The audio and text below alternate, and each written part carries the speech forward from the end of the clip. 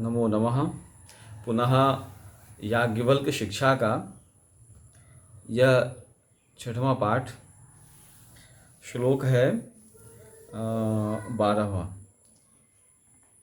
पूर्व में आपने अणु आदि के विषय में, मात्रा काल के विषय में जाना। जो चतुराणवम की जो बात आई थी उसी के विषय में यहाँ पे बतलाया जा रहा है। आपने पूर्व पढ़ा था ना 11वें श्लोक में, सूर्य रश्मि प्रतीकाशात कणिका यत्र दृश्यते अणुत्वस्य तु सा मात्रा मात्रा च चतुराणवा। वह चतुराणवा जो है उसी के विषय में यहाँ पे इस श्लोक में बताया जा रहा है। क्या है? तो मानसे चाणवम विद्यात कंठे विद्याद द्विराणवम त्रिराणवम तो जिह्वाग्रे निःसृतम मातृकम विदो। एकाणवा, द्वयाणवा, त्र्याणवा और चतुराणवा, यह क्रमशः 4 गुणा अणु का यह विस्तार है। यह जब 4 गुणा हो जाता है तब वह मात्रा काल होता है। आचार्यों के मत से वही मात्रा काल होता है। इस मात्रा काल के विषय में जानने के लिए चतुराणवा के विषय में आप जानिए। अणु की जो व्यवस्था है वह उसका काल जो है, अब कहा गया कि वह अणु की जो स्पंदन है वह प्रथम है, काल का प्रथम भाग है। तो उसका 4 गुणा में जब गुणित होता है तब जाकर के वह चतुराणवा है। अब आगे आइए, जो चतुराणवत्व मात्रा में किस प्रकार संभव है इसके विषय में पाणिनि शिक्षा में आया है। उस परंपरा में कहा है कि आत्मा बुद्ध्या समेत्यार्थान मनोयुंक्ते विवक्षया। फिर से देखिए, आत्मा बुद्ध्या समेत्यार्थान मनोयुंक्ते विवक्षया मनः कायाग्नि माहंति सप्रेरयति मारुतम। अब जैसे कि कहा कि जो आत्मा जब अपनी बुद्धि से अर्थों को एकत्रित कर बोलने के लिए मन को प्रेरित करता है, मन को क्या करता है? उत्प्रेरित करता है। उस समय मन में कथ्यमान जो वर्ण है वही अणुमात्रा काल है, आणव है। वह क्या है? आणव है। वह मात्रा काल का प्रथम चरण है। और देखिए, चारों चरण की बात आती है तब पूर्ण एक मात्रा काल बनता है। तो सर्वप्रथम आपने पाणिनि शिक्षा के अनुसार कहा है आत्मा बुद्ध्या समेत्यार्थान मनोयुंक्ते विवक्षया। जब आत्मा अपनी बुद्धि से अर्थों को एकत्रित कर बोलने के लिए मन को तो प्रेरित करता है तो वह क्या है? उस समय अणुमात्रा काल आणव होता है, मतलब एक आणव हो।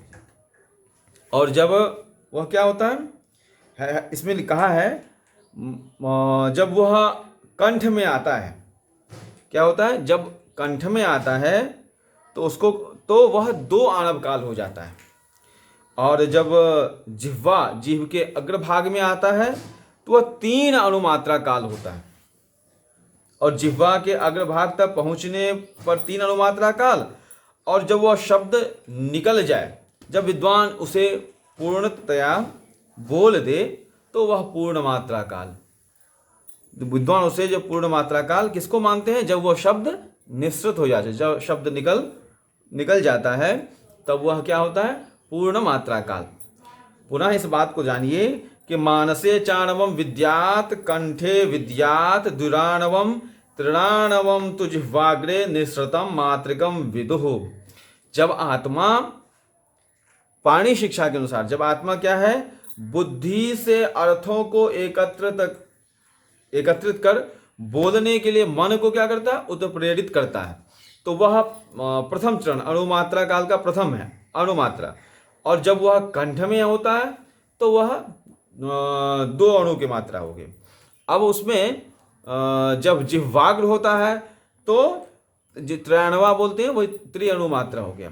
और जब वह निःसृत हो जाता है, जब शब्द निकल जाता है तो वह वही चतुराणवा है। इसी बात को शास्त्रों में विस्तार से वर्णन किया गया है परा पश्यन्ति मध्यमा और वैखरी से।